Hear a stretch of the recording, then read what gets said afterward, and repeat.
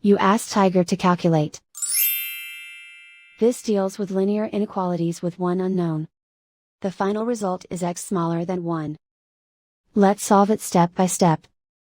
Group all constants on the right side of the inequality. Add 8 to both sides.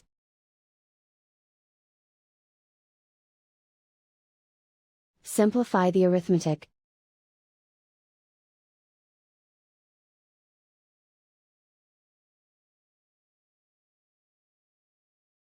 Isolate the x. Divide both sides by 5.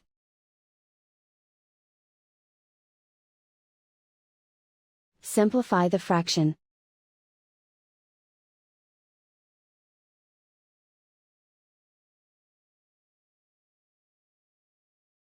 Plot the solution on a coordinate grid. And so the final result is x smaller than 1.